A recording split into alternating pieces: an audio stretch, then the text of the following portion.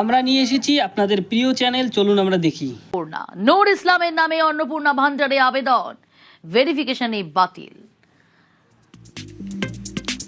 এবার পুরুষ অন্নপূর্ণা একেবারে ছাঁকনিতে। মুর্শিদাবাদের ধুলিয়ানে পুরুষ অন্নপূর্ণা নূর ইসলামের নামে অন্নপূর্ণা ভান্ডারে আবেদন, ভেরিফিকেশনে বাতিল।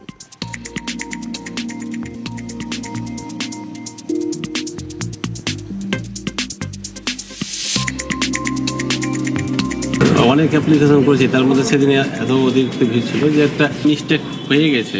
মিস্টেকের জন্য আমি সরি বলেছি। কি করব, মিস্টেক যখন হয়ে গেছে, কম্পিউটার অনলাইনে কাজ করতে গিয়ে একটা মিস্টেক হয়ে যাচ্ছে। আবেদনে ভুল হয়েছিল, স্ত্রীর বদলে স্বামীর নামে আবেদন, দাবি সাইবার ক্যাফের কর্মী স্বীকার করলেন তিনি। বদলের বাংলায় আর এক বদল, ভেরিফিকেশনেই বাতিল পুরুষ অন্নপূর্ণার আবেদন। সরকারকে কালিমালিপ্ত করতে ষড়যন্ত্রের অভিযোগ বিজেপির।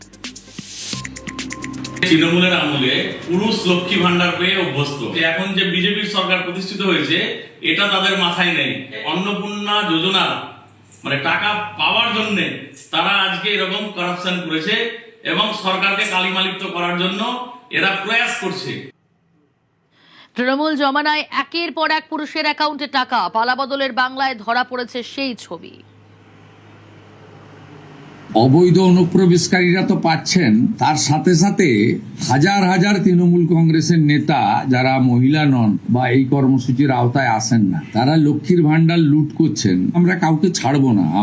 আমি ডিজিপি কে বলেছি সিট গঠন করতে, এসআইআর এর নাম বাদ যাওয়া এবং এই রাকিবুল, মুস্তাফিজুর, তারিকুলরা মিলে অন্তত 30 লক্ষ ফলস লক্ষ্মীর ভান্ডারের টাকা তুলছেন।